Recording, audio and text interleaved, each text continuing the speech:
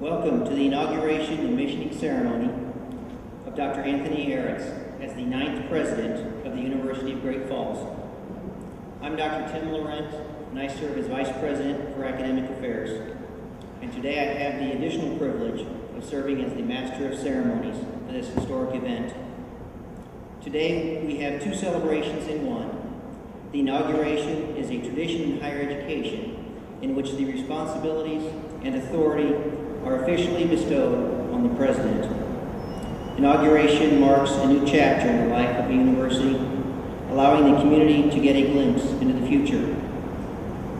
The missioning ceremony serves as a symbolic reminder that it is the responsibility of the university community to continue the mission begun by the Sisters of Providence when they helped found our university in 1932. President Aretz and Father Oliver, Vice President for Mission Integration, will accept the mission for the first time. The community of faculty and staff will affirm our commitment to the mission.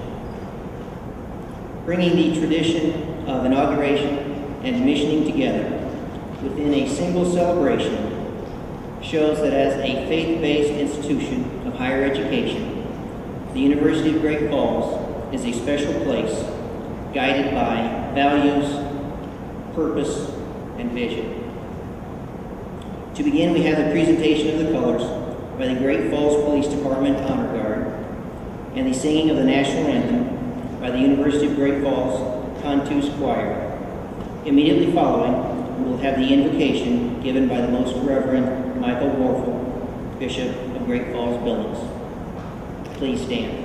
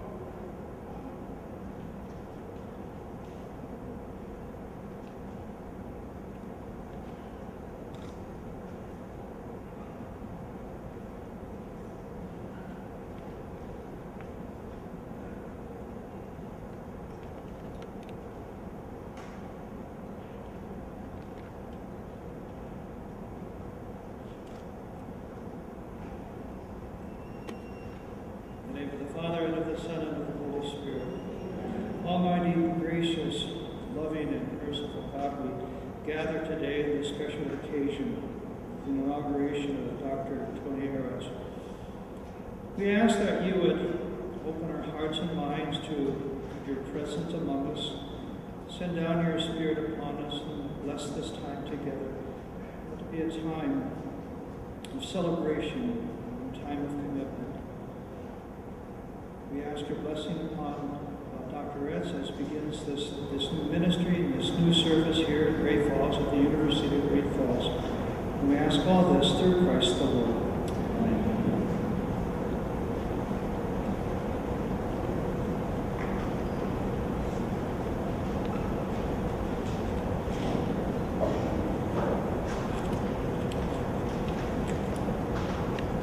Please be seated.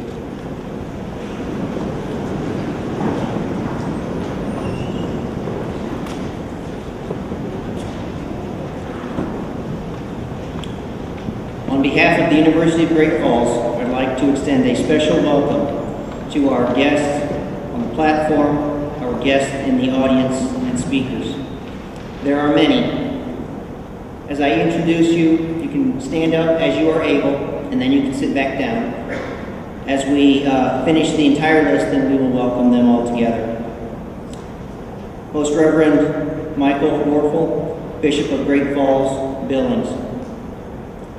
From Providence St. Joseph Health, President and CEO, Rod Hockman. From the state of Montana, Lieutenant Governor Mike Cooney. From the city of Great Falls, City Commissioner Bill Bronson. Representing the University of Great Falls alumni, Representative Tom Jacobson, class of 2001. Representing the University of Great Falls faculty and staff, Chair of Faculty, Dr. Chrissy Carpenter. Representing the university student body and President of the Associated Students of the University of Great Falls, Bree Davis. Special guest of the President and President of Valparaiso University, Dr. Mark Heckler. Representing Providence Ministries, the co-sponsors for Providence St. Joseph Health, Sister Juliana Casey, Sister Anita Butler, Sister Barbara Schomburg, and Miss Barbara Savage. We're also honored to have Sister Judith Desmarais, the Provincial Superior, Mother Joseph Province. Other members of the University Leadership Team, Ms. Sherry Airy, Vice President for Student Development, Ms. Julie Edstrom, Vice President for Enrollment Management, Ms. Stacy Eve, Vice President for Finance and Human Resources, Mr. David Gant, Vice President for Athletics, Father Oliver Doyle, Vice President for Mission Integration. We have several trustees with us, Mr. Art Geiger, Ms. Tammy Lacey, Ms. Beth McFadden, Mr. Jack Mudd,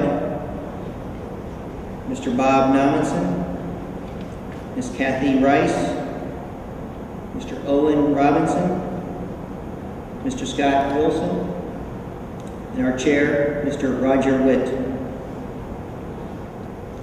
We also have our student representative, Ms. Tiffany Marks, and our faculty representative to the board, Dr. Deb Cattell. We have some additional special guests representing Providence Health and Services, Deb Burton.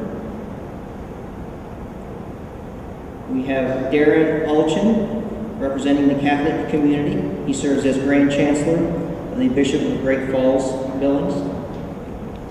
Reverend John Rudeman, Reverend Jim Sikora.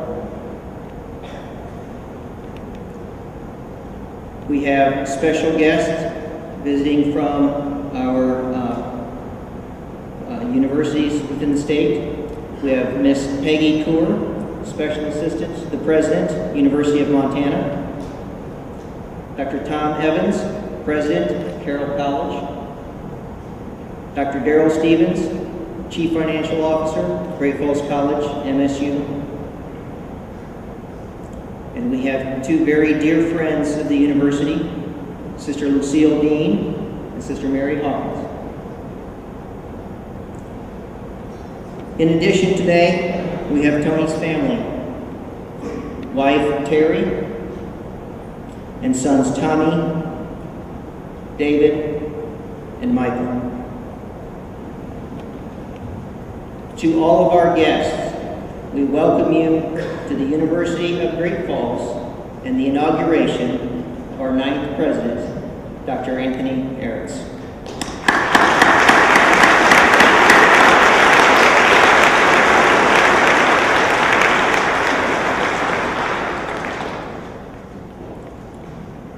Our first speaker is Mr. Roger Witt. Roger serves as chair of the Board of Trustees. He began his service on the board in 2010, and in 2015 he assumed duties as chair. We are grateful for his ability to listen attentively, question thoroughly, and act with compassion. Mr. Roger Witt, please come forward to share your greetings from the Board of Trustees.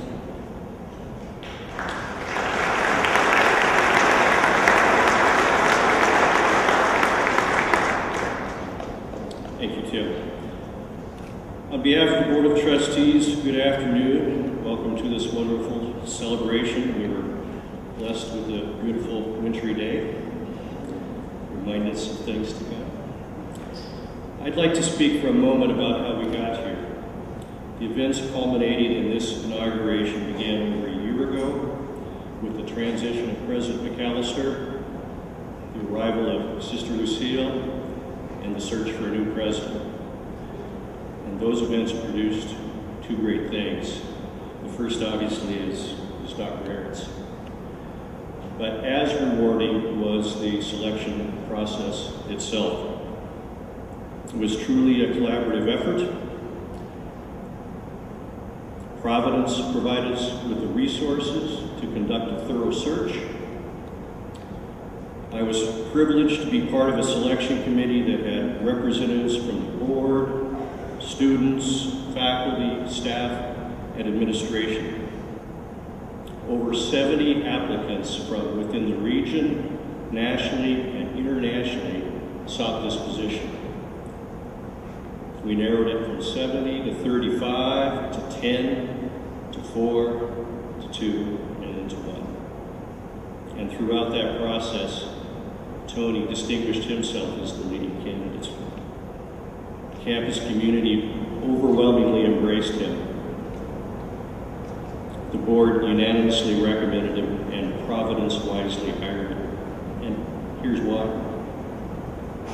It's experience.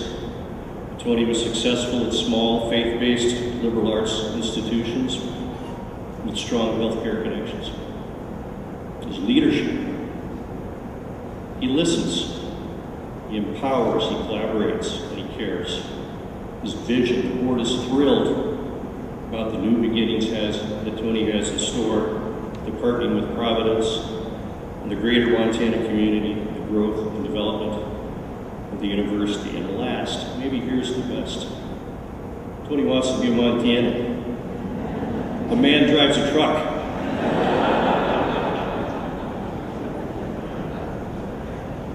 Because of all this, Tony is truly our president. And while it's his day, I want to thank everyone that had a hand in his selection. Welcome again, and please enjoy the rest of the ceremony.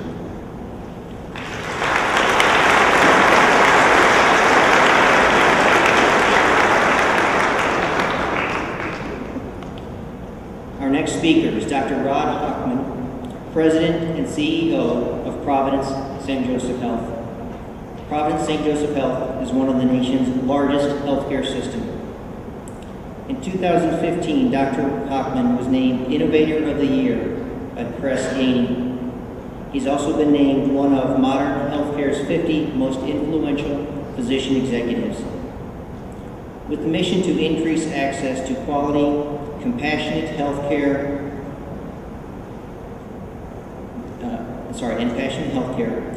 Providence Health and Services serves over 18,000 patients each day, with facilities in Alaska, California, Montana, New Mexico, Oregon, Texas, and Washington. The Providence St. Joseph family includes over 100,000 caregivers, 50 hospitals, more than 800 clinics, and most importantly, one university, the University of Great Falls. Dr. Rod Hockman, please come forward to share your greetings from Providence St. Joseph Health.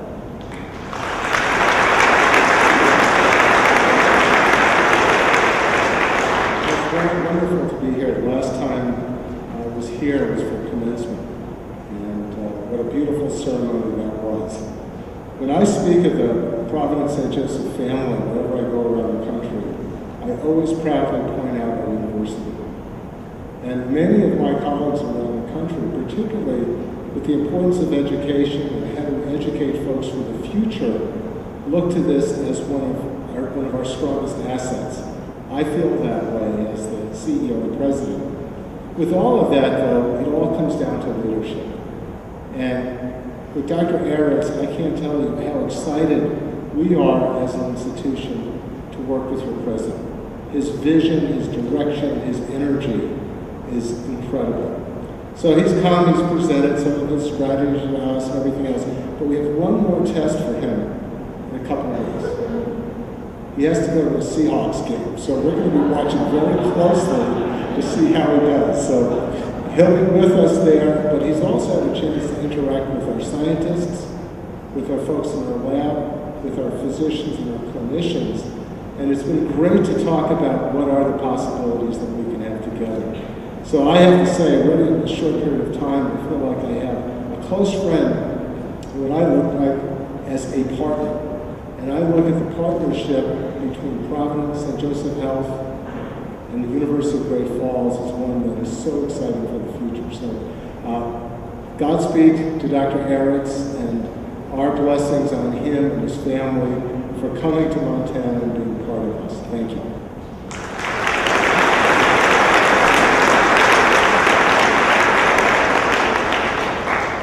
Thank you, Dr. Hockman. Lieutenant Governor Mike Cooney first experienced political life as a young college student. That experience has shaped his life to one of service for Montana. Mr. Cooney was first elected to the Montana House of Representatives in 1976.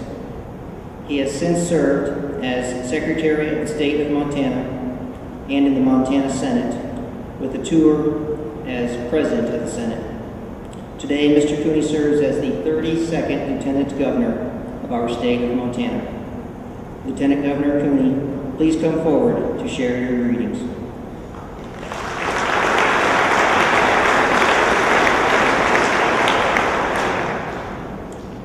Well, thank you very much, Tim, and thanks to all of you here this afternoon. You know, I'm honored to be here on behalf of Governor Bullock to welcome Dr. Aretz to the University of Great Falls and its family. No issue is more important to Governor Bullock and me than extending the opportunities that quality education provides Montana's next generation. As you all know, education is recognized as the key to economic growth and job creation here in Montana. Dr. Aretz, I'm confident that as the new University of Great Falls president, you will lead these students and help them develop character, competence, and commitment. These are the tools that will serve your students well as they prepare for their many life experiences.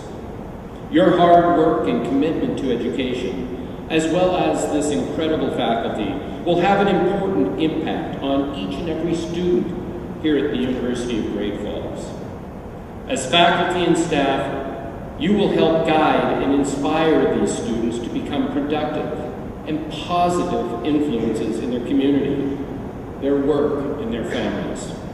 And you will help them transcend the limitations of society and participate effectively in their communities. I wish you the best of luck in this endeavor, Dr. Aretz, and Governor Bullock and I look forward to working with you in the future. Welcome to Montana, Dr. Aretz, and thank you all very much.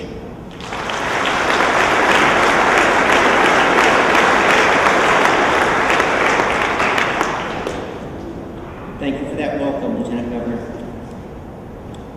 Commissioner Bill Bronson has served Great Falls since 2008. He has particular concern for public safety, economic development, and downtown revitalization.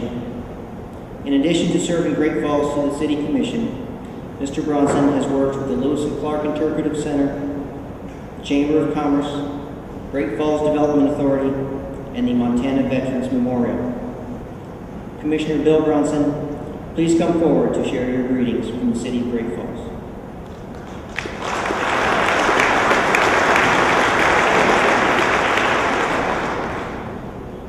Thank you, Tim, and thank you for inviting me as a representative of your elected government to come here and offer a few remarks today. I know we were told that we only had a small amount of time, but with a special dispensation granted to me earlier today by my sister Lucille, and I told her that because of the special relationship that this community has with the University of Great Falls, I might need an extra minute to stress to all of you and to stress to Dr. Aretz the importance we place on this relationship. I'm representing not just my four other colleagues on the commission. We are your political representatives. But in many respects, we are the spokespeople for this community. And it's very rare that we're afforded the opportunity to come to a prestigious group like this and the folks behind me to talk about how important this institution is to the city of Great Falls and the surrounding region.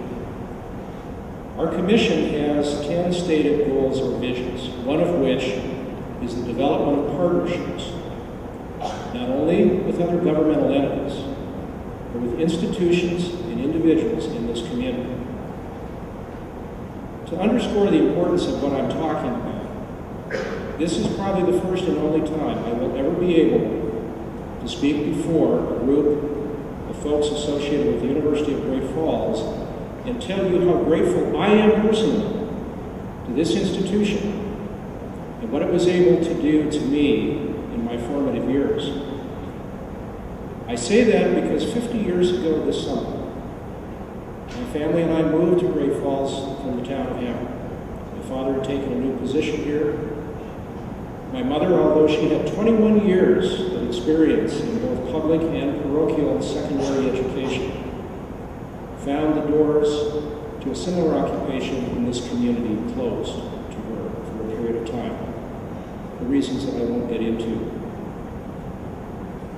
But this institution, in its earlier form, the College of Great Falls, opened a door for her. It offered her a position as the assistant head librarian in this marvelous library that still sits to the north of this building. It gave her a job, it gave her dignity, and it gave us as a family some stability of income because we still had 2 house payments for a year and a half because of the suddenness of our move. But for me personally, as a family member of an individual employed by the university, or the college as it was called at the time, I was able to utilize the wonderful swimming pool that used to be just right off the side here, not a plug, Dr. Aretz, for the future. But because my swimming training had been interrupted, it gave me the chance to renew it and begin a path to Red Cross certification that I might not otherwise have had. Because for those of you out there, if you've seen that pool or you saw it, it was fantastic. And what a thing for a junior high student. And lastly, while oftentimes waiting for my mother to finish her workday, I would be allowed to wander the stacks of the college library. And I can't begin to tell you what an impression, what a marvelous experience that was, to be able to dive into books. And it actually started me on a path of love of learning that is continuing 50 years from that time. So I owe this institution a great debt of gratitude. But that personal story also underscores the significance of this institution to the community. My wife and I have had the pleasure to meet and talk with Dr. Aretz and his family. One of the things I found out very early on is that he believes this is a university. It's not a monastery. And that's not a criticism of monasteries. They are important institutions in and of themselves, and they have a place in our world. But a university is much more. I was much taken by a statement that His Holiness Pope Francis made to a congregation for Catholic education in February of 2014. He talked about the importance of the Catholic University not isolating itself in the world. He talked about the need of the institution to engage the communities and the culture around it. I think I caught a hint of the Holy Father's direction in a statement that Dr. Aretz made earlier this year when he came to Great Falls, and I'm paraphrasing, but he basically said this place should not be a quiet, little, sleepy campus. We on the City Commission hope that through his tenure here, he lives up to it.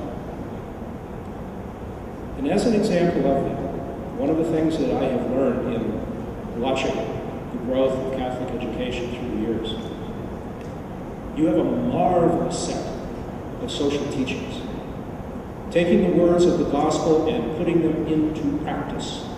Because without practice, the words mean nothing. We as city commissioners know full well the many needs in this community that we either cannot meet or we should not meet because of a reasonable expectation that the people and the institutions of this community should rise to the standard necessary to accomplish them. And so as an example, I thought, we have too many elderly, too many infirm people in this community, too many disabled and distressed veterans. They can't take care of their houses, the ones that do have houses.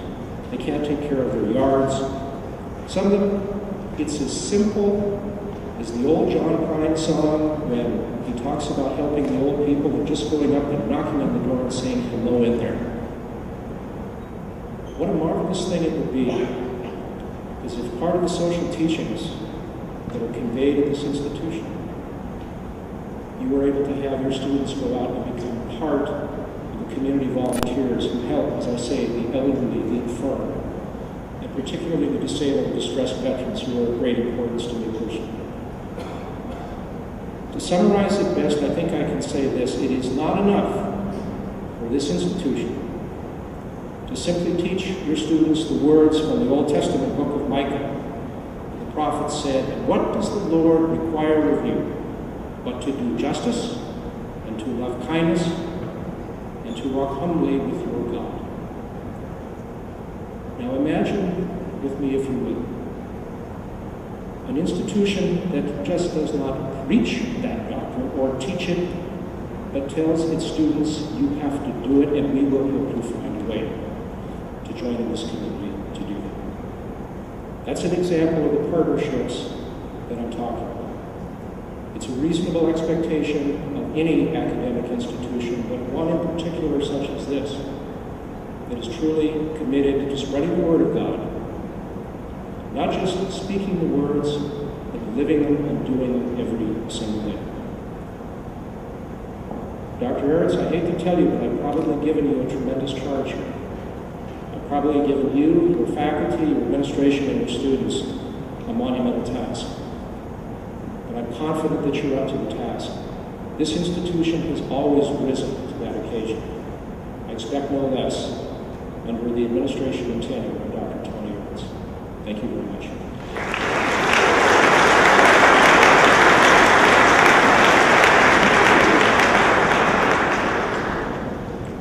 Thank you, Commissioner Bronson. Representative Tom Jacobson exercises his passion for helping others through his work, which most recently includes serving in the Montana House of Representatives, District 21. He focuses on advocating for Montana families and developing economic security for working-class citizens. One career highlight stands out. In 2001, Tom Jacobson received his bachelor's degree in business management from University of Great Falls. Representative and 2001 alum Tom Jacobson please come forward to share your greetings.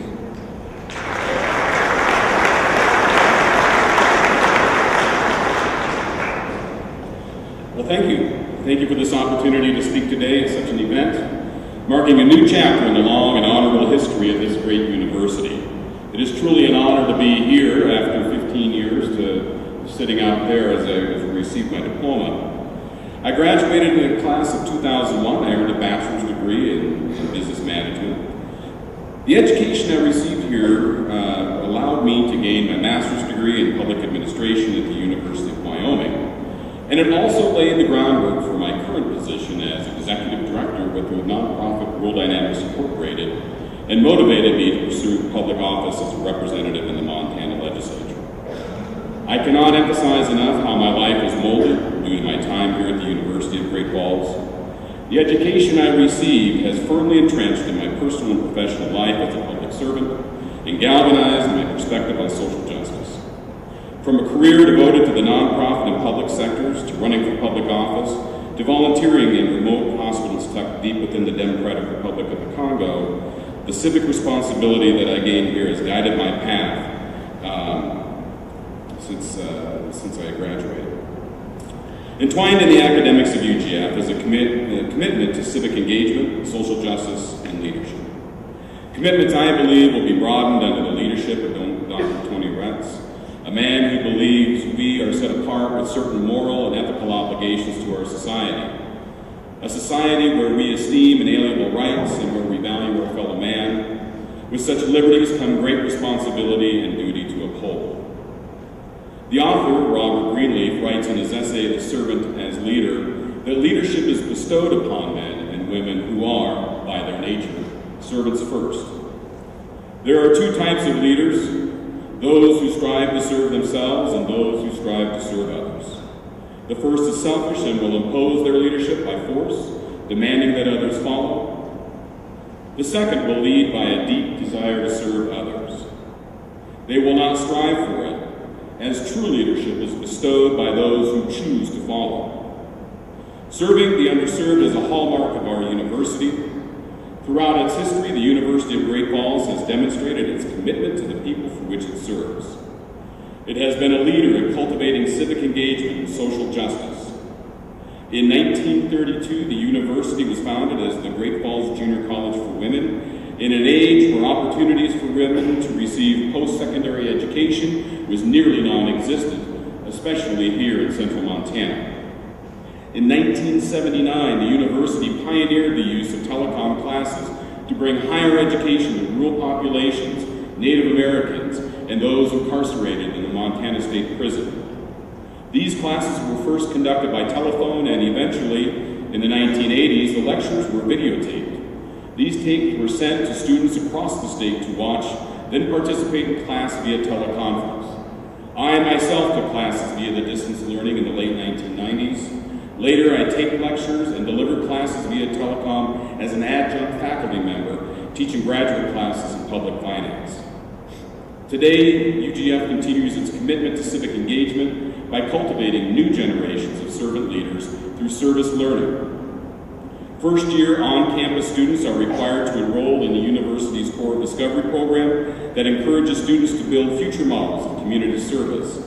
Not only do they have the opportunity to build relationships with each other through a number of challenging activities, but they volunteer their time and energies to local community groups through service projects.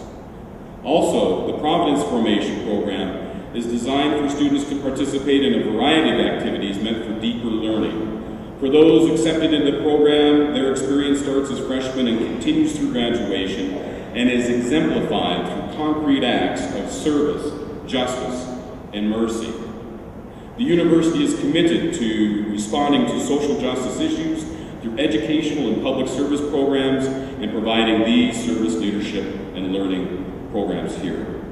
I stand here today as a proud alumni whose life has been forever changed by the values and the commitment of the university, its professors, and its visionary leaders.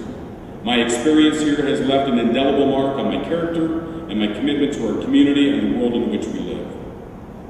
I wish to extend a heartfelt and sincere welcome to our new president, Dr. Tony Aretz, and I look forward to years of servant leadership.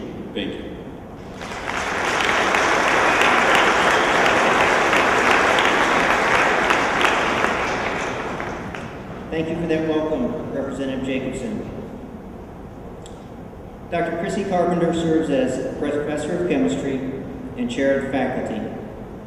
Right now she's on the end here on the left. If you want to find her throughout the day, you go to the science building, you follow the path of students down the hall, and then you wait in line. You'll likely be the 5th or 6th person deep, but she will get to you, and she'll spend time with you that you need. I've wondered how she ever gets any work done. Yesterday, I found out.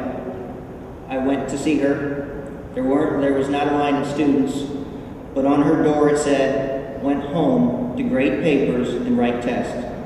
That's how she gets work done.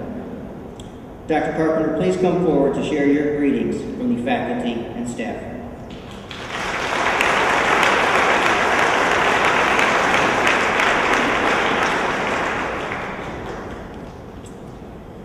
It is an honor and a privilege to stand before you today representing the faculty and the staff of the University of Great Falls. This is much more difficult for me than talking about free radical halogenation or the Gabriel melodic ester synthesis, but I will do my very best to represent the wonderful men and women that I work with every day. Together, we've been through a tough couple of years, times of uncertainty and times of transition. But through it all, we never lost focus of why we're here, the students, our students, the heart and soul of the university. We strive every day to provide high-quality education and a college experience that they will cherish and never forget. With this in mind, last year we began the long and tedious process of searching for our next president. This process was filled with excitement and, of course, some apprehension.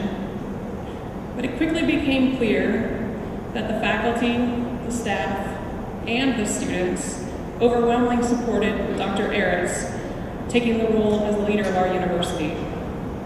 As a professor and a veteran of the United States Air Force, we knew that Dr. Aretz would bring great things to our community.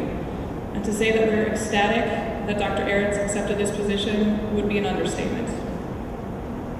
We began this year with convocation, as we always do, and Dr. Aretz presented his vision for UGF. Big, bold, fast, and excellent. As exciting as that was, it was a little scary. Change is always difficult, and we've been through a lot recently. But so far, things have gone exceptionally well. Dr. Aretz commands a presence in a room, but he's approachable, and he's easy to talk to. It is absolutely no surprise that Dr. Aretz also shares our focus on the students, and we are confident that under the leadership of Dr. Aretz, the university will grow and have an even bigger, better, and brighter future.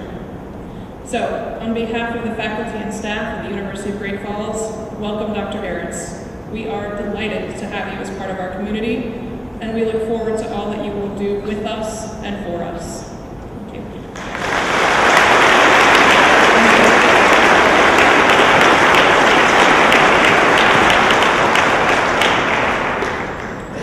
Thank you, Dr. Carpenter.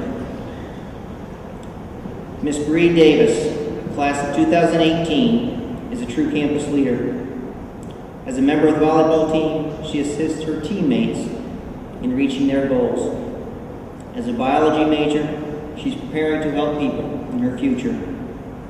As president of the Associated Students for the University of Great Falls, she's leading the effort to give students a strong voice. Ms. Bree Davis, please come forward to share your greetings from the student body.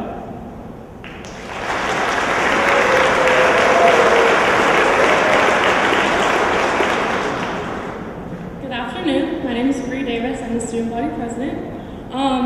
It is with my great pleasure that I get to welcome you here to the inauguration ceremony today. If you've been on campus since school started, it's evident that change is all around us. A change that has been set in motion by our new leader, Dr. Tony Aretz. In his short time on campus so far, his impact has been greatly felt. He has instilled an optimism in the staff, the faculty, and the students about the future that lies ahead for us here at UGF. He has created a sense of urgency that is helping us meet our goals, and his ambitious goals he has set for us are pushing us all to rise to meet the challenge. With a leader like this, the sky is the limit for all of us here at UGF. As student body president, it is with my great honor that I get to welcome President Aretz to the University of Great Falls. We stand by you and are thrilled to be a part of this journey with you.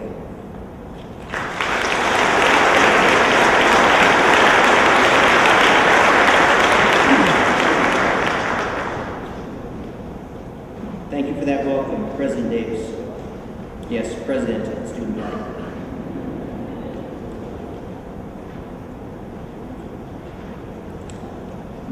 Next, the University of Great Falls Cantus Choir will perform the hymn, We Are Called, which leads us into the missioning ceremony to be conducted by Sister Juliana Casey and the co-sponsors of the Providence Ministries.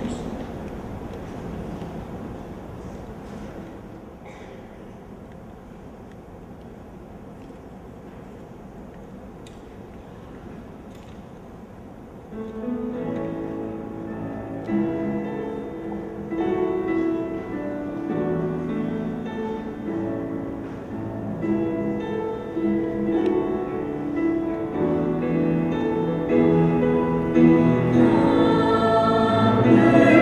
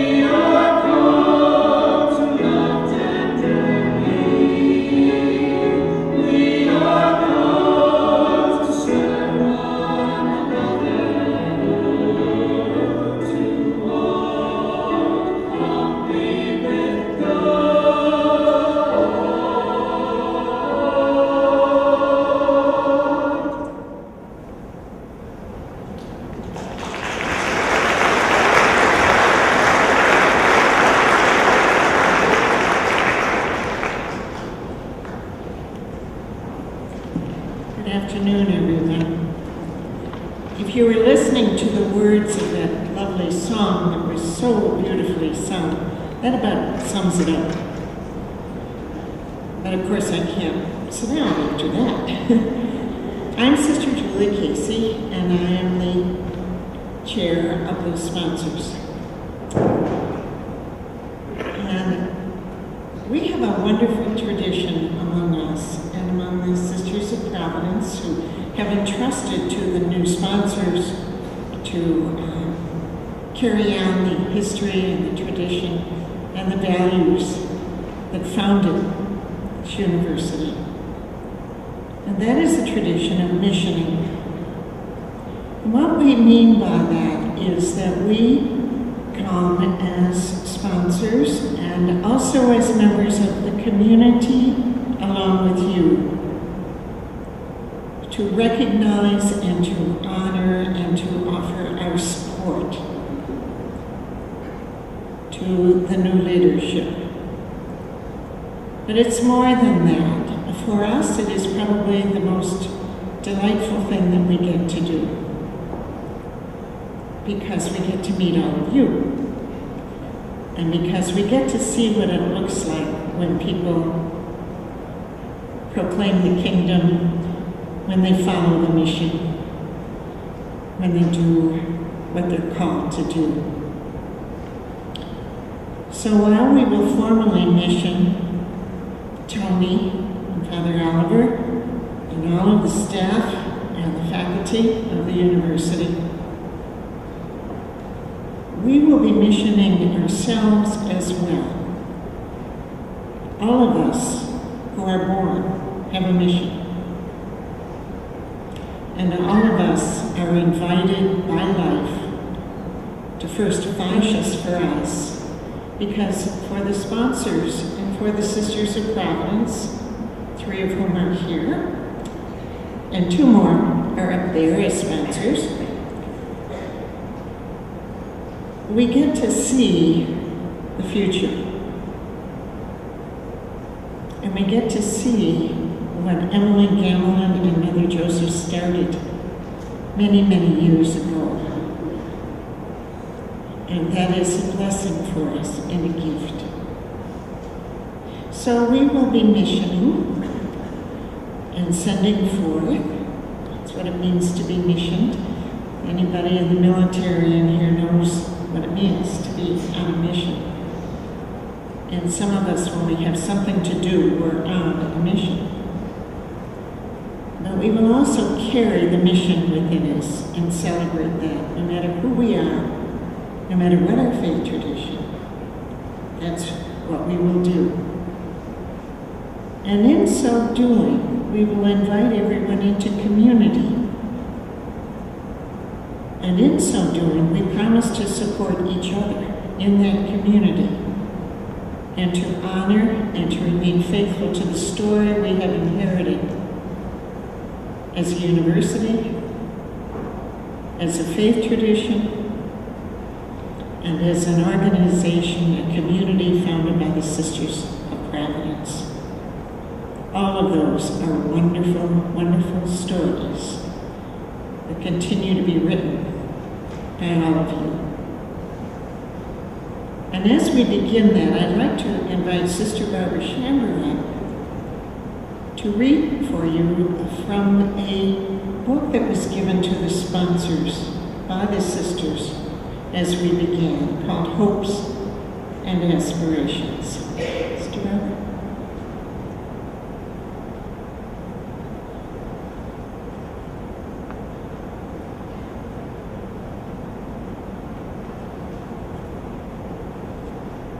Thank you, Julie. A reading from the Hopes and Aspirations, New Beginnings. In establishing Providence Ministries as a public juridic person of the Roman Catholic Church, the Sisters of Providence take another step in our continuing journey with laypersons to provide leadership for the ministry. This is a significant step for our sisters and our lay colleagues. We have no fixed blueprint for how to express the role and responsibilities of Providence Ministries, other than by reading the signs of the time, trusting in Providence, and embracing our baptismal call to follow Christ.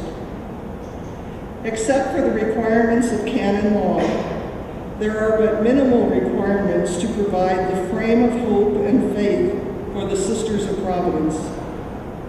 We hope this document will capture some of that spirit and offer to future leaders our hopes and aspirations for the ministries we have been entrusted by the Church and blessed to lead for over 153 years.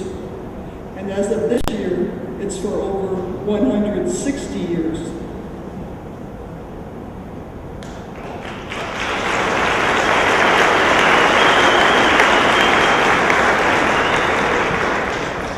Now I invite Sister Anita Butler to join us. Would you please join me on page 4 of the book here, and you will give the response to the question that I asked. Will you remain faithful to the mission? Will you keep our identity and heritage of Providence alive? Will you continue to respond to the signs of the times and reach out to others? Will you collaborate with ministry leaders?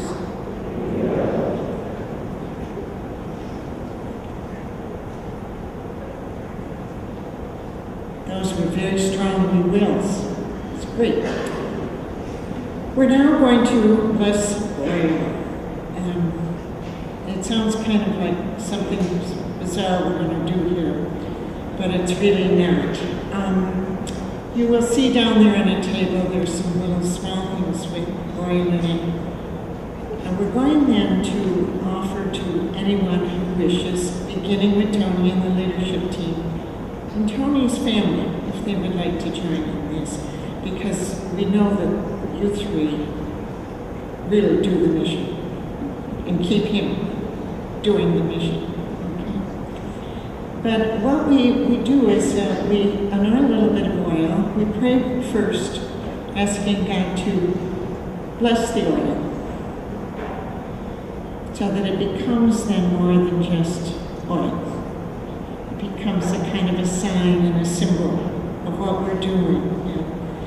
And it occurred to me this morning that oil is something that smooths and eases. And so maybe today especially we can pray for the smoothing of the rough spots in our lives. Wouldn't that be wonderful?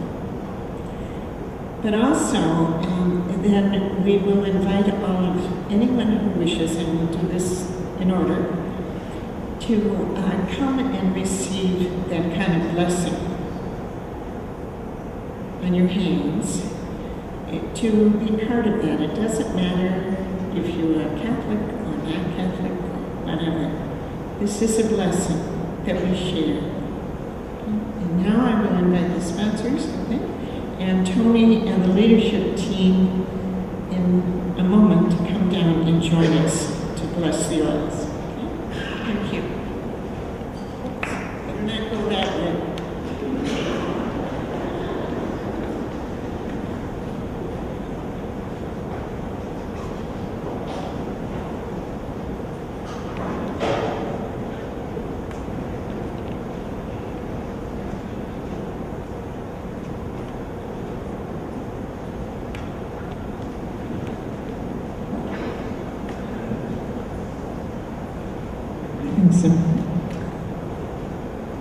So now, I will just say a very brief prayer on behalf of all of us, the whole community here, to ask God to bless this, and then at the end maybe we could all say amen, because you know if we all pray, it's a lot more prayers.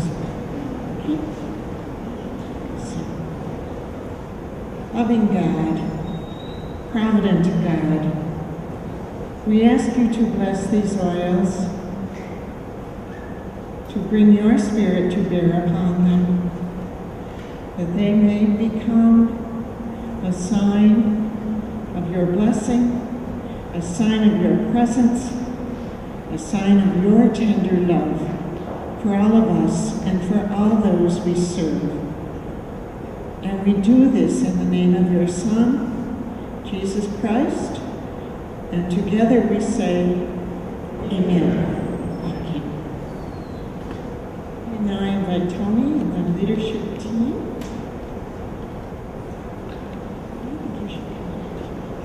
I think if Tony and Tony's wife and Terry and the sons would like to come, I just broke the rules.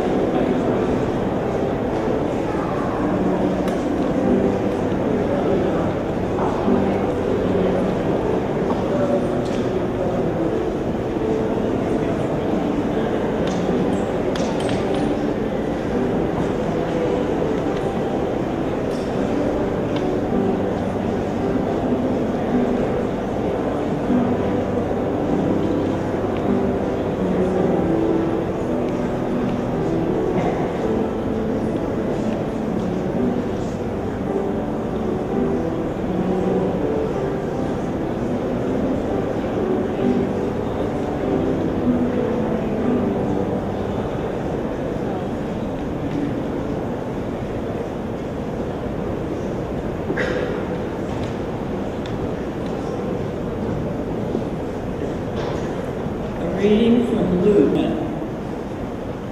He came to Nazareth, where he had been brought up, and went into the synagogue on the Sabbath day, as he usually did. He stood up to read, and they handed him the scroll of the prophet Isaiah. Unrolling the scroll, he found the place where it is written, "The Spirit of the Lord has been given to me, for he has anointed me. He has sent me to bring the good news to the poor, to proclaim liberty to the captives, and to the blind new sight, to set the downtrodden free, and to proclaim the Lord's year of favor."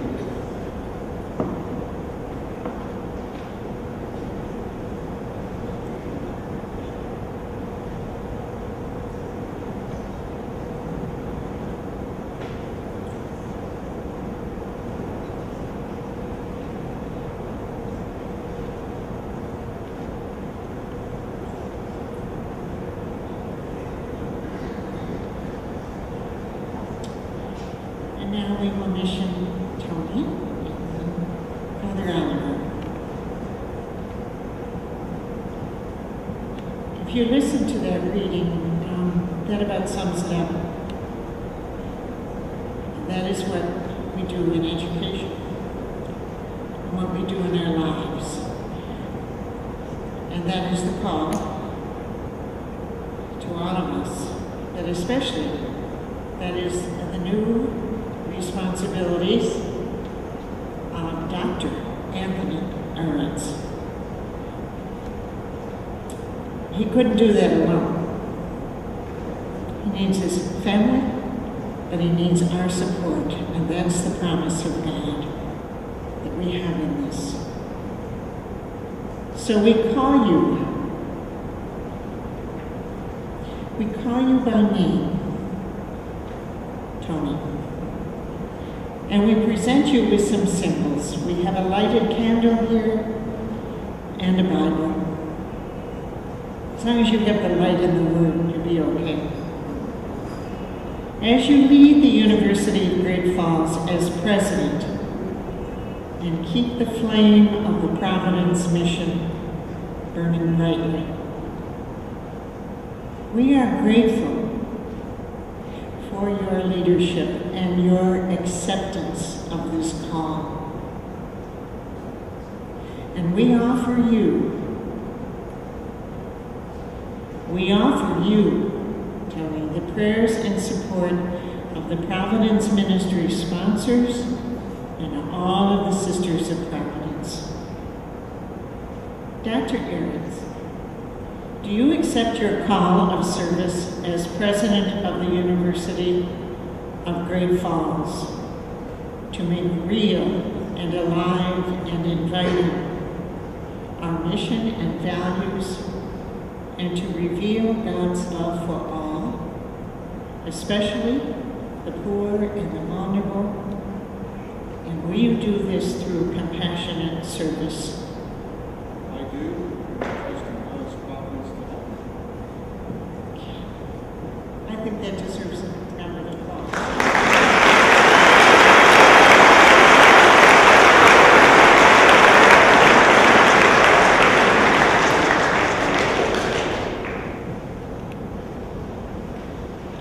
Dr. Aretz, we present you with the Providence Health and Services mission, vision, and core values, and a copy of the hopes and aspirations which guide our staff in their care of the people we serve and provide a theological foundation of our Catholic ministry.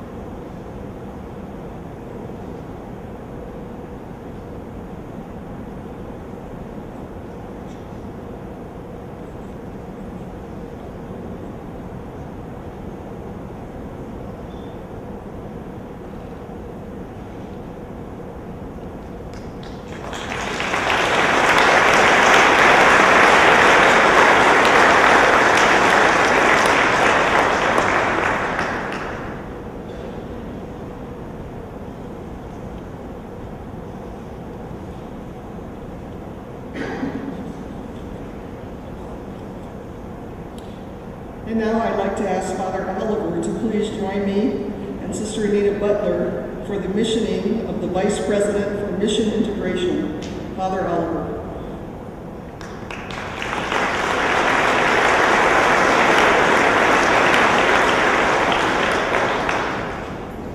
Father Oliver, I call you by name and present you also with this lighted candle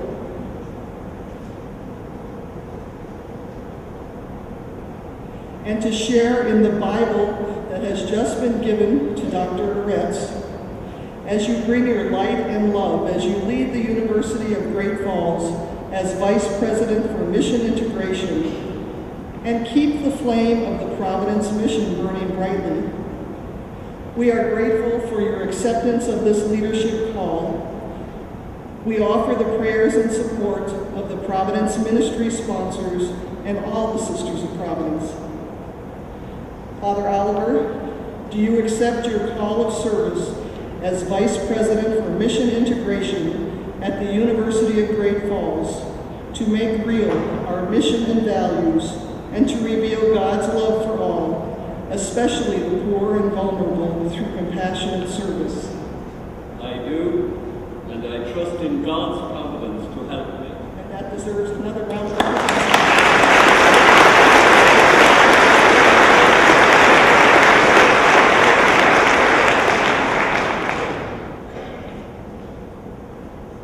Father Oliver, we present you with the Providence Health and Service mission, vision, and core values, and a copy of the hopes and aspirations, which guide our staff in their care of the people we serve and provide a theological foundation of our Catholic health ministry.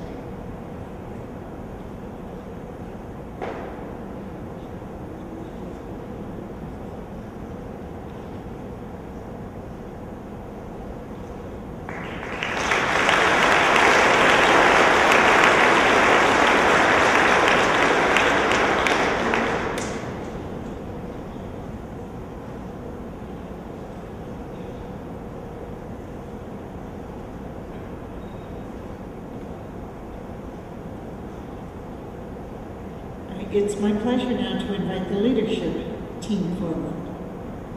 Sherry Avery, Vice President for Student Development. Julie Edstrom, Vice President for Enrollment Management. Stacy Eve, Vice President for Finance. David Gant, Vice President for Athletics.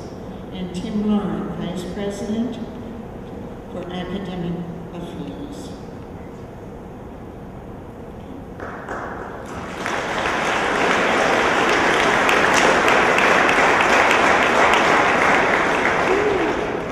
Faculty and staff, please stand. In your programs on page 5 is our mission commitment. Please read that with me.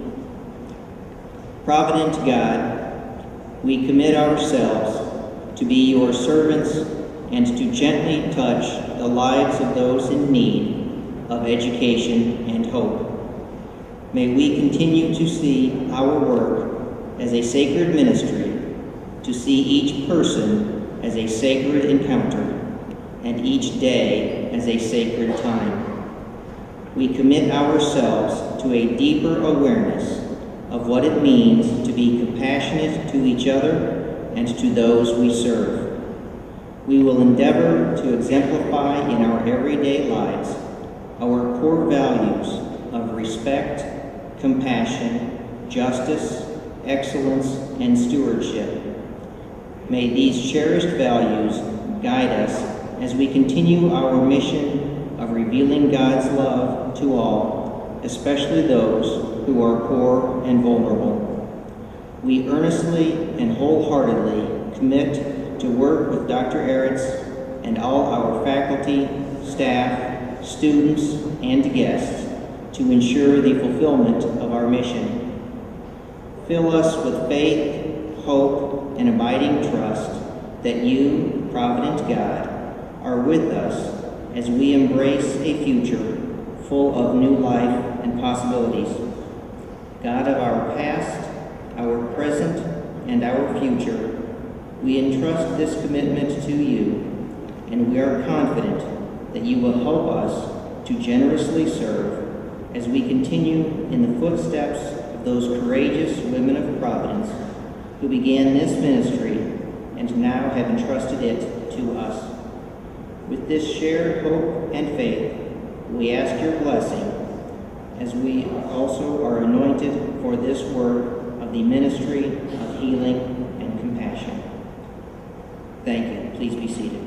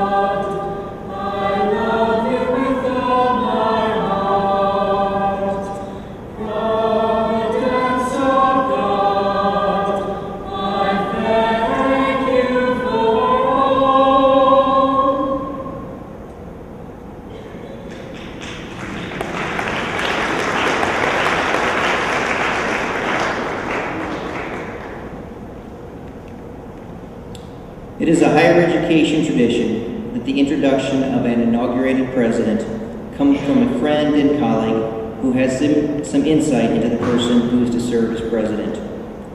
Dr. Mark Heckler serves as president of Valparaiso University in Indiana. As a university president, Dr. Heckler understands the challenges and opportunities that await Dr. Aretz. As a friend of Tony, he has some insight into how Tony will address those challenges and opportunities. Mark and Tony met in 2008 at the Harvard New Presidents Program. Since that time, their professional relationship has grown as they have leaned on each other for advice and encouragement. The spouses have also become dear friends, creating a strong leadership support community for each other as together they work the 24 hours a day, 7-day-a-week job of leading a university. Dr. Mark Heckler, I invite you to introduce Dr. Anthony Aretz to the community.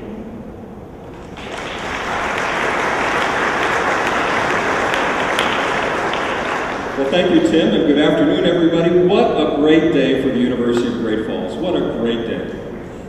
So this is a solemn and auspicious occasion, and on such an occasion I am reminded of those very solemn words of Sir John Daniel, who offered this description of what it's like to be a university president. A university president, he said, is like that center post in a washing machine.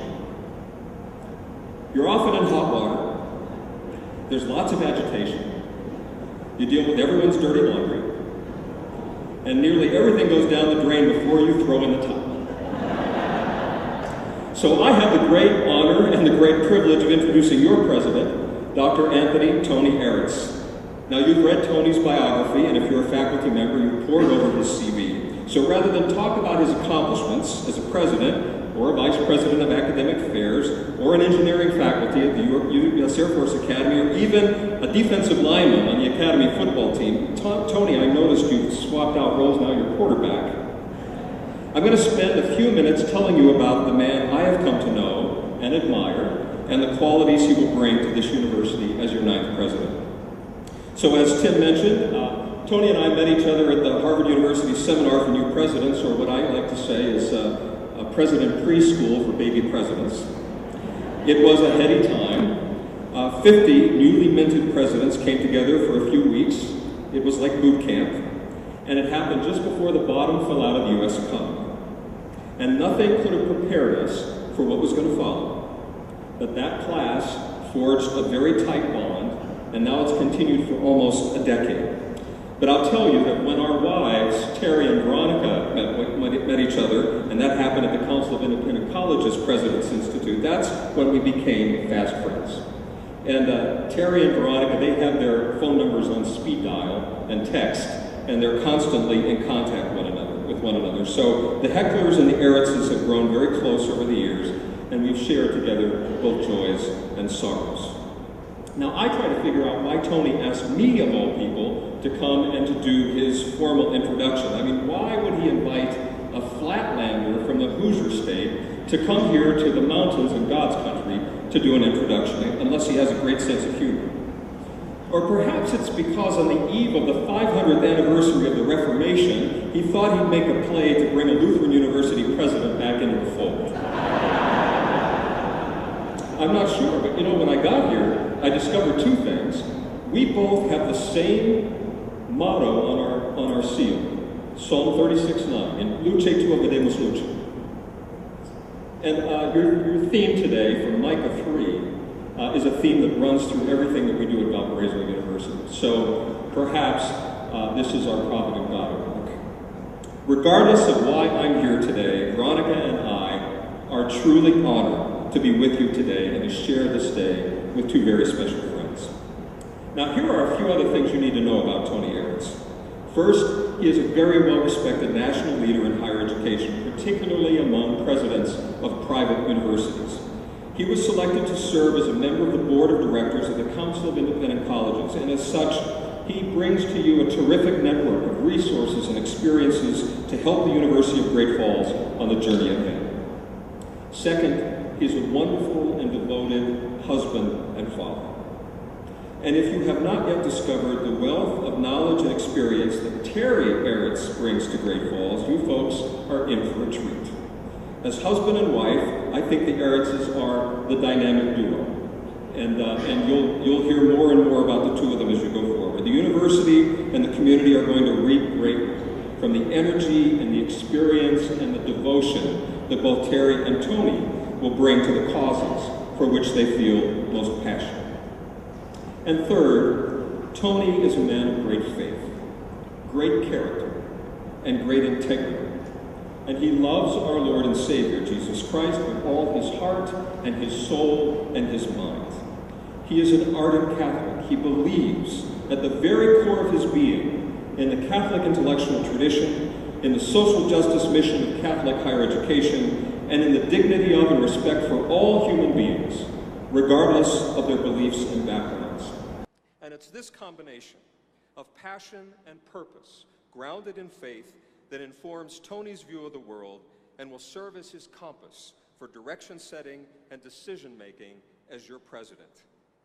And in these very difficult times, our institutions need leaders who are people of character, who are grounded in faith, who are committed to the dignity and worth of all people, who are devoted to dialogue across differences. And in the years that I have come to know Tony Aretz, I've come to discover these admirable and essential qualities in him. Dr. Tony Aretz, respected leader, devoted husband and father, man of faith, compassionate service of God. I am humbled to call him my friend. I am honored to introduce him today to you as your 9th president, and may God richly bless his leadership and service to the University of Great Falls and to this community. Thank you.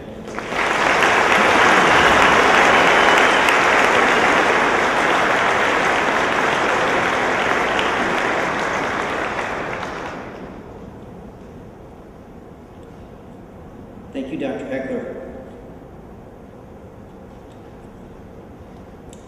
At this time, I invite Mr. Roger Witt, Chair of the Board of Trustees of our University of Great Falls, and Dr. Rod Hockman, President and CEO of Providence St. Joseph Health, to step forward to conduct the installation ceremony.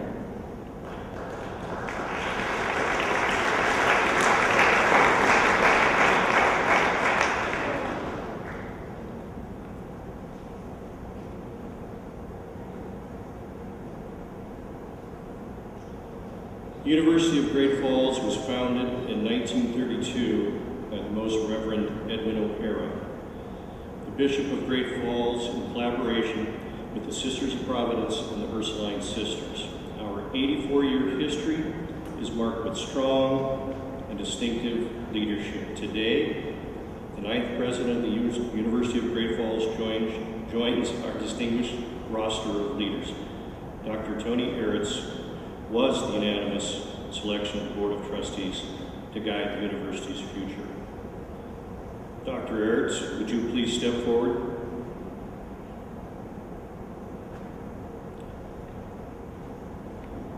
Dr. Aretz, you have been selected for the distinguished honor to serve as President of the University of Great Falls. As a symbol of your office, we will place upon your shoulders the President's Medallion containing the seal of the university. The seal contains symbols of the university's significance. The hand-wrought silver President's Medallion was the work of Sister Trinitas. Symbolism in this official signia of the President links the university both to Montana and to the Sisters of Providence. Symbols of our founders are connected together to represent their cooperation in bringing to this region the bright torch of knowledge. We are proud that the faculty and staff of the University of Great Falls still carry that torch today. The back of the medallion was engraved by Sister Trinitas with the following words: "Thou hast learned the doctrine. Give it into the keeping of men who will know how to teach it to others." That's from the second letter of Paul to Timothy, chapter 2, verse 2. This afternoon, by the authority of the Board of Trustees, I hereby publicly declare Dr. Anthony J. Aretz to be the 9th President of the University of Great Falls. Tony, we present to you the official presidential medallion containing the seal of the university as a symbol of your office you now hold.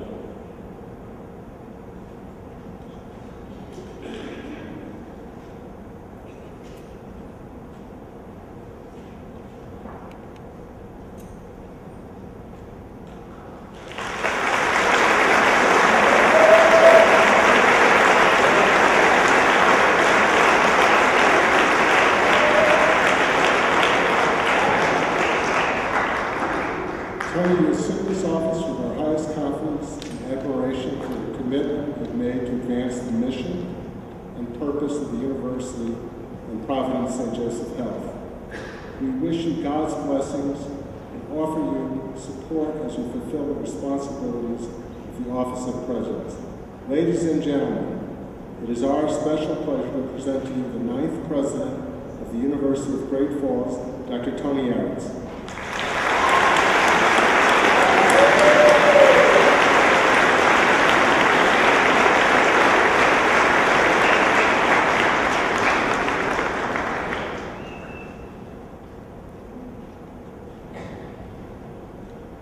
Retired military, you have to be in your uniform.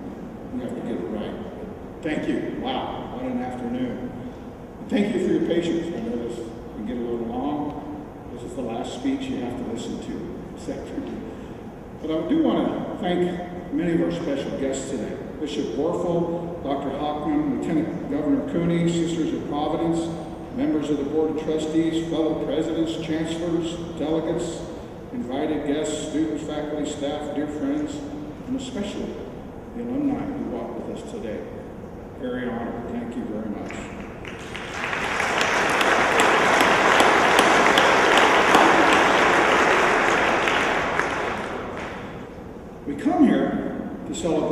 beginnings for the University of Great Falls. But first, I want to begin by thanking my wife, Terry. We've been married almost 33 years, and we've been there for each other every step of the way along this amazing journey that God has called us on.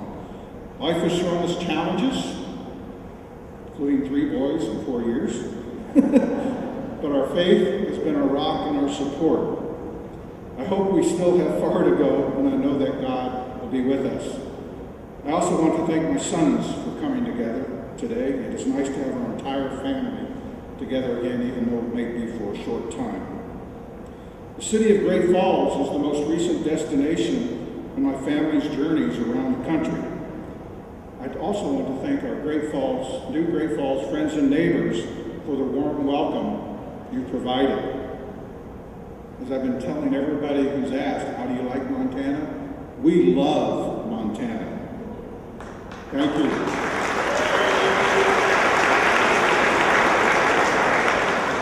I also want to thank my friend Mark for your kind remarks, and along with his wife Veronica for making the trek from Valparaiso, Indiana. He did mention I'm also a Hoosier, so there's another tie. But I also want to thank Veronica. She may not realize it, but she's been a great support for my wife as we've met the challenges of being a college and university president. Terry and I both appreciate both your and Mark's dear friendship. It shows, Mark, that in spite of the Reformation, Lutherans and Catholics can work together. Finally, I want to express a special appreciation to all those who worked so hard in making the university shine today. There are too many names to mention, but please know that I am grateful for all the hard work and loving care that went in every detail to making today such a wonderful experience. We truly have shown UGF at its best. Thank you. Over 150 years ago, Mother Emily Gamlin founded the Sisters of Providence, the Catholic congregation of religious women in Montreal, Canada. The Sisters of Providence is the sponsoring congregation of the University of Great Falls. In reading about the noble histories of these great sisters, I was inspired by the leadership they have shown in meeting the needs of the orphan, the sick, the poor, and the students in their schools, and the sick in their hospitals. If you look closely, what emerges is a story of courageous leadership that always puts the needs of others before their own. If you can imagine a moment what Montana was like in 1892.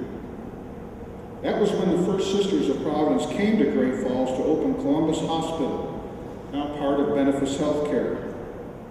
I imagine the Wild West frontier was a pretty scary experience for these religious women. I know, because I would probably be pretty scared.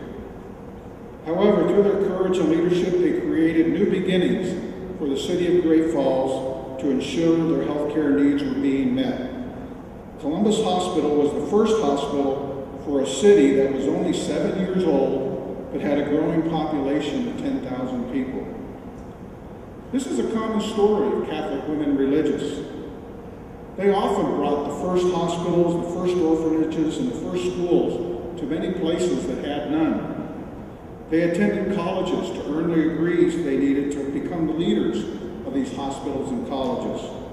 And in 1932, 2 congregations of Catholic women religious, the Ursuline Sisters and the Sisters of Providence, created new beginnings again by founding what is now the University of Great Falls.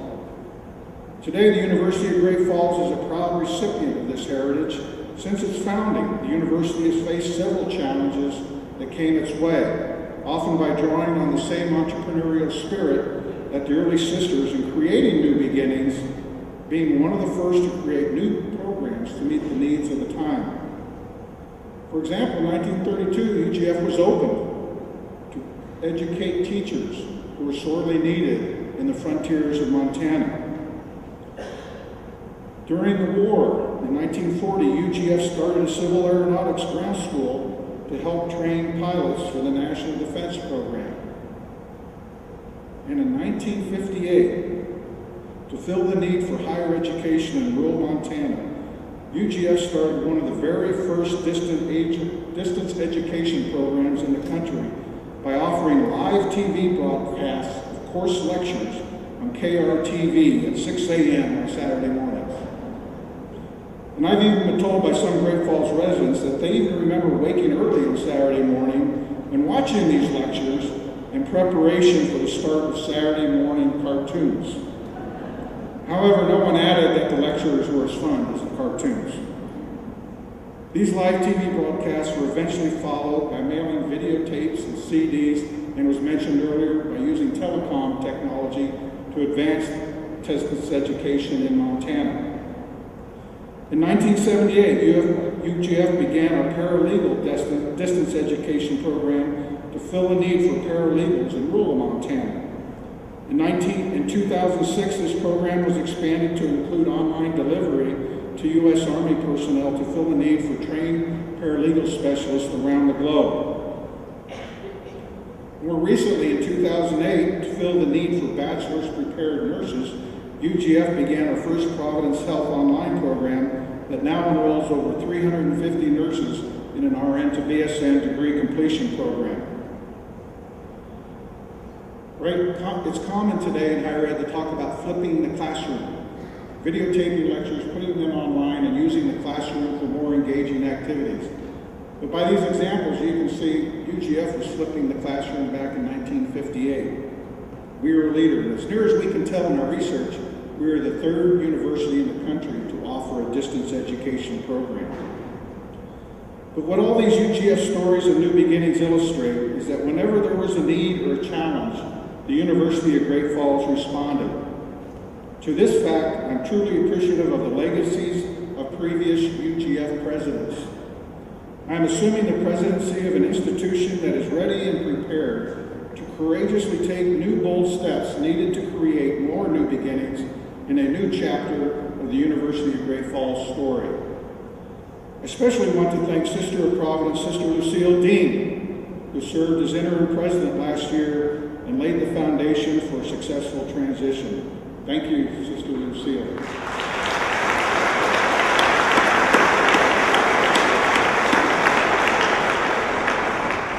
She had never worked in higher education, and becoming university president was an eye-opening experience. But she did yeoman's work in preparing UGF. It was wonderful to follow her. Before I outline the plot of this new chapter for UGF, I need to mention a bit of the context. As far as I can tell, or anybody I've talked to, UGF is the only true liberal arts university in the United States that is owned by a healthcare system. And not just any healthcare system. UGF, as you've heard, is part of Providence St. Joseph Health, which under the leadership of Dr. Rod Hochman has become the third largest nonprofit healthcare system in the country, with 50 hospitals, 106,000 employees, which include 23,000 physicians, 40,000 nurses, and 1.9 million cared lives.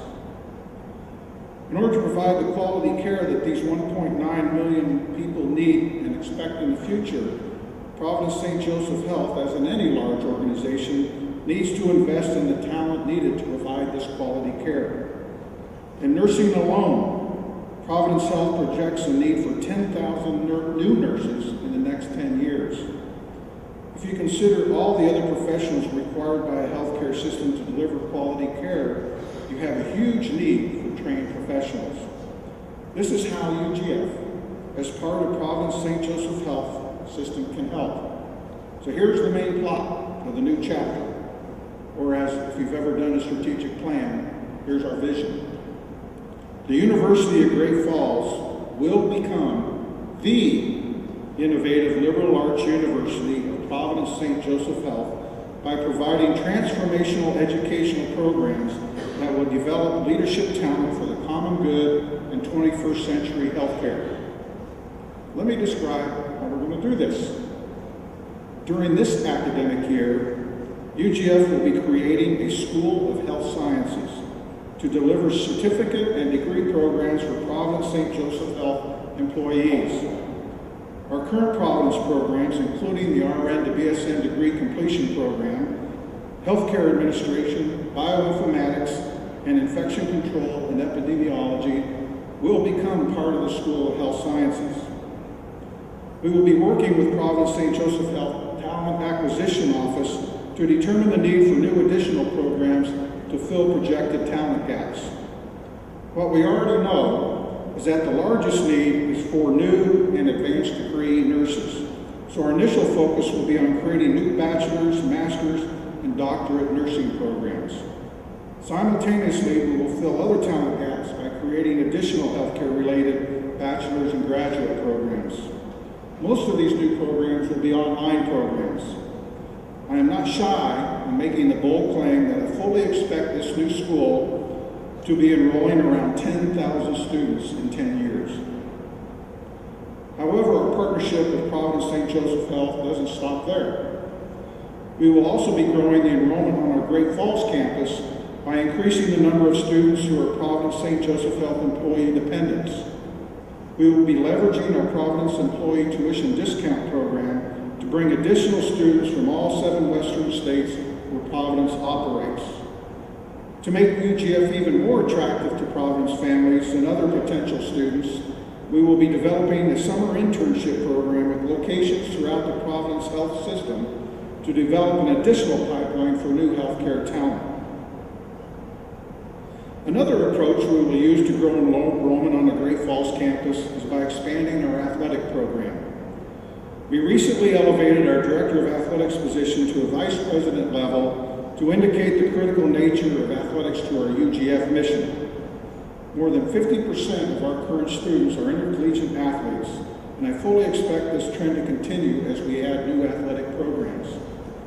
As I've told UGF alum Dave Gant, our new VP for Athletics, be bold and go big. Even though I know other Montana institutions have supporters in Great Falls, I would like to see nothing more than for Great Falls to truly become Argo country. And yes, to answer the immediate question that comes up in any conversation about our growth in athletics, as Dave is often quick to state, everything's on the table. And yes, we will consider adding football, but only if it makes sense. Football is expensive, and we will need sufficient support to make it happen. So, if anybody here is interested in funding and naming a new football stadium, please let Dave or I know, and we can accelerate our plans.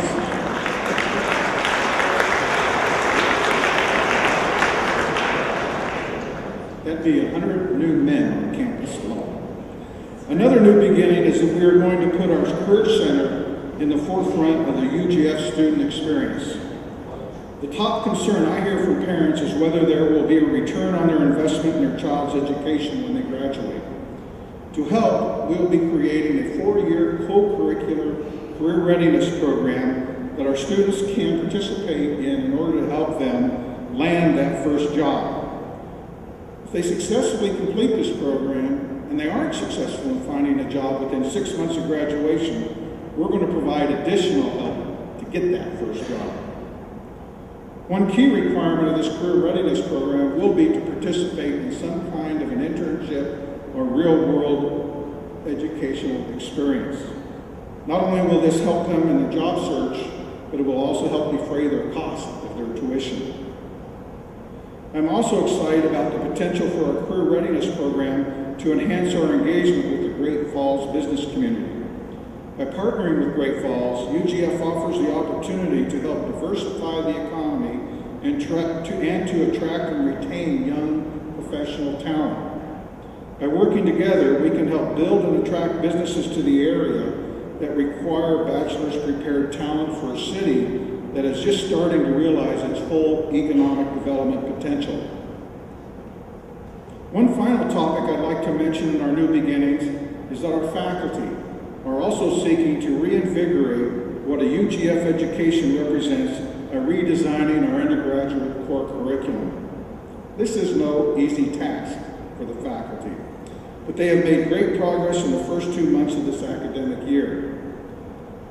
As a Catholic institution, we have a moral duty to provide quality education grounded in the Catholic intellectual tradition. The interesting question that follows from this effort is just what is a Catholic education? It may surprise you, but this is not an easy question to answer, and it is often the most debated on any Catholic campus. But here are some thoughts from me. First and foremost, a Catholic education welcomes students from all faiths. A Catholic education is ecumenical in that we welcome and engage all tradition in a dialogue that seeks the truth.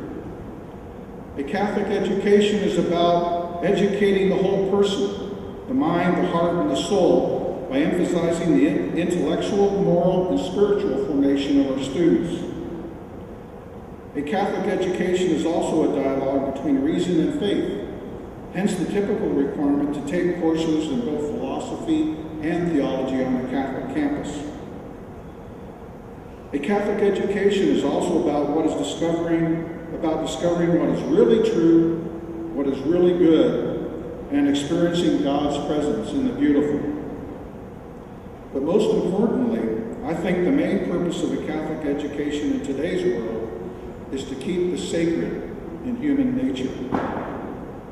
What it means to be human is a fundamental question for an age where the advancement of science, especially bioscience, could afford us the ability to fulfill Descartes' dream of possessing the knowledge to control and manipulate human nature and thus end, or at least moderate, our human frailties. Science, in offering the great potential to cure many of our ills, also offers us the ability, in a way, to become like God, with the ability to create and redefine human nature to satisfy our own desires. As with any scientific advancement, there is potential for good, but also the potential to use the same knowledge for harm. How are we to decide what is good and what is harmful? Science, by its nature, does not contain an ethical system that can inform these decisions. As I've heard Bishop Warfel state a couple of times since arriving in Great Falls, just because we can does not mean that we should. Science only knows how to generate knowledge, not how this new knowledge should or should not be used. So we need to have a conversation about what it means to be human. Otherwise, scientific progress and market forces, left to their own methods, could create a world similar to the dehumanized, brave new world so well described by Aldous Huxley. Pope Benedict XVI, during his visit to the United States in an address to the presidents of Catholic colleges and universities, and he was a professor, by the way, at one point, thought that this issue was so important that he spoke to the necessity of a Catholic education where wisdom discerns truth through a dialogue of faith and reason, that drawing upon divine wisdom, the Church sheds light on the foundation of human morality and ethics, upholding the essential moral categories of right and wrong, without which hope could only wither, giving way to cold, pragmatic calculations of utility, which render the person little more than a pawn on some ideological chessboard. It was precisely the ethical and moral foundations of an integral Christian humanism, grounded in the wisdom of the Catholic intellectual tradition, that provides the philosophical and theological framework our society needs to protect human dignity. Faith, theology, philosophy, and the liberal arts and sciences can collaborate to help us pursue our true human good. These are all part of the Catholic intellectual tradition that provides first principles to educate well-formed conscience to determine right action. This is the real moral purpose and hallmark of a Catholic education. Our UGF faculty are working hard to ensure we offer an excellent educational experience grounded in this tradition. Catholic social teachings and the spiritual charisms of the Sisters of Providence to aid in the intellectual, spiritual, ethical, and leadership development of our students. The UGF experience will provide the theory, context, and practical knowledge necessary for graduates, not only to have successful careers, but more importantly, to possess the moral courage to live lives of integrity, to promote justice, and to speak the truth. We will provide our students with the experience they need to become keenly aware of their moral responsibilities and duties to serve the common good. UGF is and will remain a profoundly human institution. I have told many people since arriving at UGF that this is a special place. It is special because it is a caring community. I have visited dozens of college campuses during my academic travels, but I have never experienced such an intense, genuine, and gracious spirit that lives so strongly on this campus. Every person at UGF takes pride in their work, in doing their best, helping others, especially our students. So the University of Great Falls, by providing an excellent Catholic education, will educate and develop intellectual leaders that, when given the opportunity, will rise to the occasion and have the moral courage to do the right thing for the right reasons. And most important, to serve the common good, not their own self-interest. I would like everyone in this room today to join UGF in our new beginnings to achieve this noble vision. Thank you, and God bless.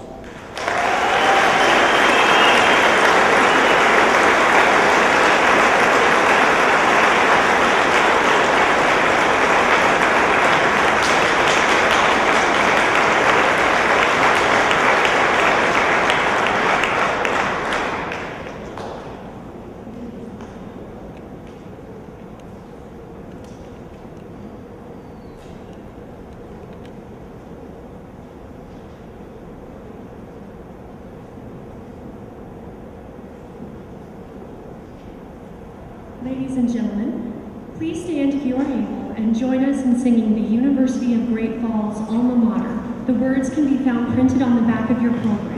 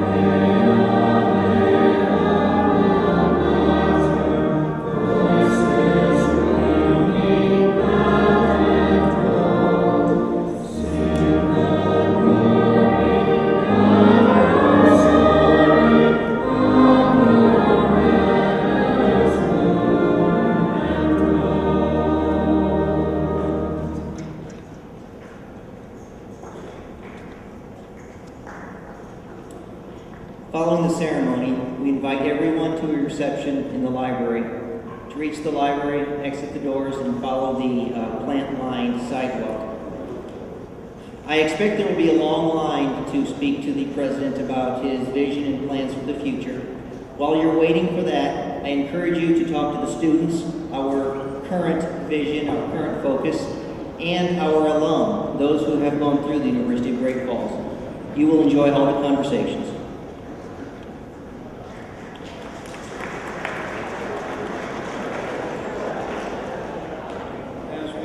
This wonderful inauguration, we ask God's blessing as we go our way. So may the Lord bless you and keep you. May the Lord watch over you and be gracious to you. May the Lord grant you peace, the Father, the Son, and the Holy Spirit.